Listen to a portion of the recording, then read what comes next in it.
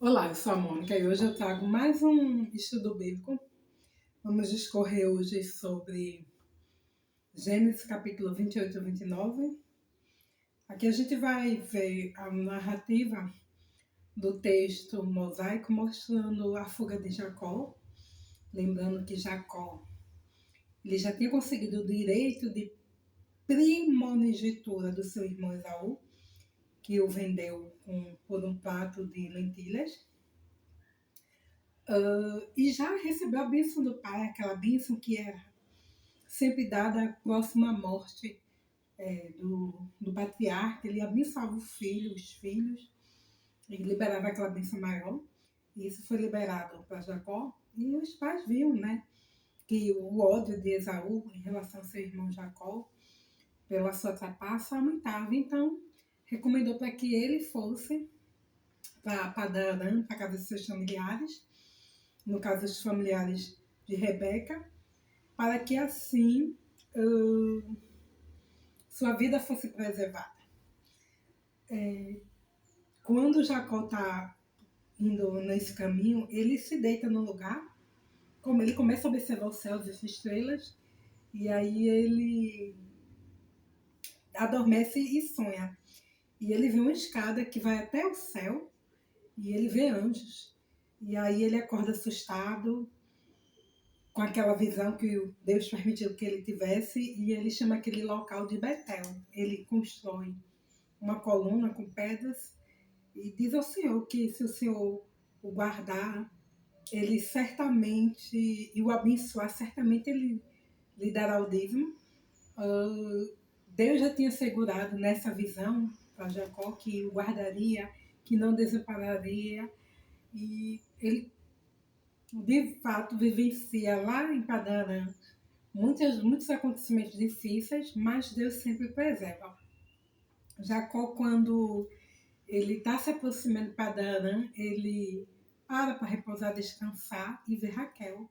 Raquel era pastora e ela oferece água para dar de beber aos seus animais. E aí eles descobrem que são parentes muito próximos. Jacó se engraça por Raquel e pede ao seu pai para casar com ela. E o pai concorda, já sendo um parente distante.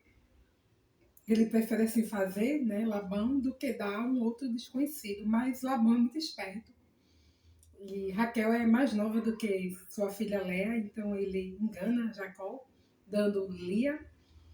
E eles se casam, dormem juntos, consumam o casamento no caso, mas quando é de dia, Jacó percebe que foi enganado, que não foi Raquel que ele queria, foi Lia.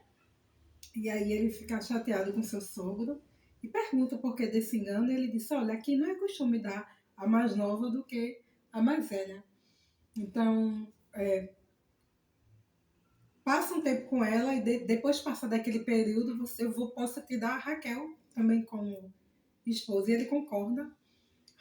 Jacó acha ok. E por 14 anos ele serve a Labão por causa desses dois casamentos. Muita gente acha que Jacó passou 14 anos esperando para casar com Raquel. É bem da verdade que não. Esse período enseja muito mais aquele período de festividade do casamento de uma, e depois, passado um tempo da festividade, se casou com a outra. Mas ele serviu por 14 anos. E aí começam as irmãs em conflito, e Deus abençoa Lia. Lia, ela é preterida, ela não era amada pelo seu esposo, pois ele preferia Raquel. E Deus lhe dá o seu primeiro filho, atendendo a aflição de sua serva, e aí ela chama ele de Rubem.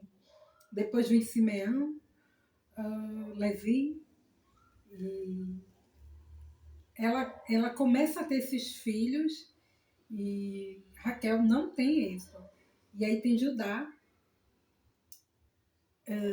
e quando Raquel percebe que não consegue engravidar de jeito nenhum, ela se indigna, até quer discutir com o marido, e ele a recrimina, diz: estou eu no lugar de Deus para impedir tua madre, e aí ela decide ter filhos através das cevas. Paralela a isso também, Lia percebe a estratégia de Raquel, porque era muito comum isso, a mulher não ter filhos e aí se decidir ter filhos através de uma serva, que não seria considerado filho da serva, mas filho da mulher principal.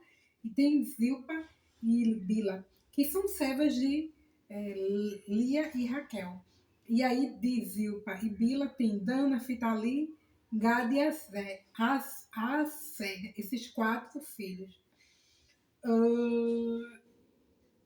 Lia, ela ainda tem um 5º filho, Isacar, e o acontecimento do nascimento de Isacar mostra o quanto a dádiva do nascituro é dada por Deus e não por crendices e mera vontade humana.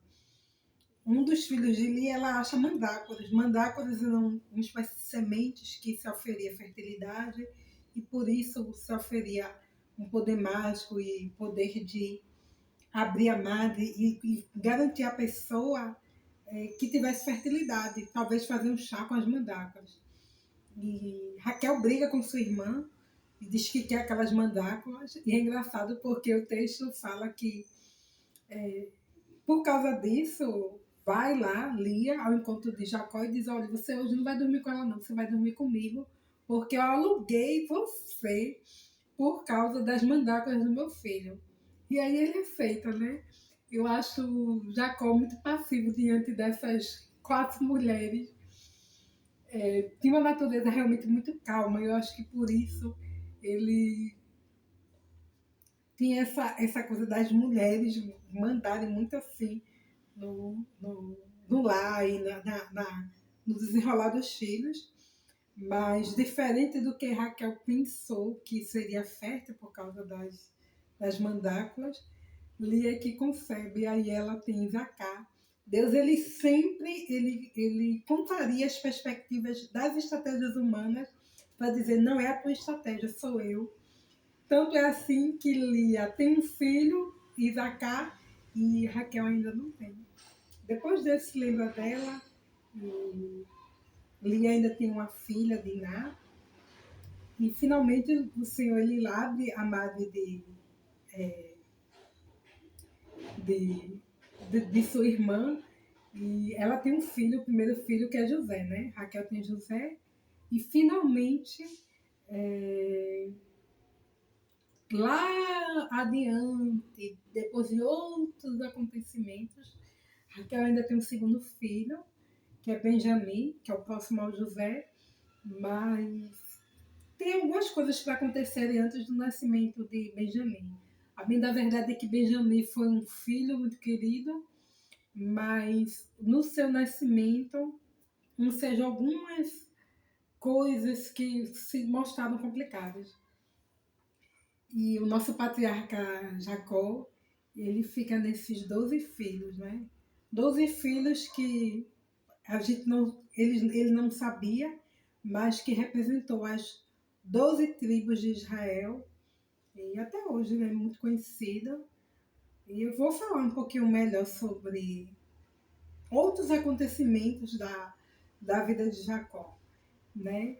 Diná, ela é uma filha que também é citada de uma forma muito maculosa no texto de Gênesis, porque acontecem coisas com ela e serve aquele momento de alerta, de preocupação. Se diz que talvez Diná tivesse uma conduta de se aproximar muito das mulheres daquela região, e a gente sabe que essas amizades elas podem levar a situações que não agradam a Deus. A bem da verdade é que o cristianismo e a proposta do Senhor é sempre de fraternidade, de amor para com o próximo, mas temos que ter muito cuidado como cristãos no relacionamento com pessoas que não são da fé, no sentido de influenciar, de normalizar práticas que, aos olhos do Senhor, são consideradas pecaminosas, né? Diná, ela sinaliza isso através da sua conduta. Mas eu falarei também melhor a respeito de Diná no futuro. E vocês conheciam essa história da mandragora, que é uma espécie de semente que se faz um chá, penso eu, imagino, para oferir uma fertilidade à mulher. Crendices, né? As crendices, elas não se conformam, confirmam aos olhos de Deus. As superstições são pensamentos humanos que Deus não se agrada. Porque a verdadeira confiança tem que ser no Deus, nosso Senhor, né? Ele não precisa de subterfúgios, ele não precisa de ajeitadinho humano. Ele faz do jeito que ele quer dentro da soberania dele. Quem quiser comentar, fica à vontade. E, por favor, prestigie meu canal se inscrevendo. Se você é cristão como eu sou da Igreja Batista, e quiser compartilhar um pouco desse estudo bíblico com alguém que já é cristão, ou até mesmo que não seja, que você acha que esse conteúdo vai ser relevante, ajude-me. Meu objetivo é chegar a 1.000 inscritos. Obrigada e até a próxima. Tchau, pessoal.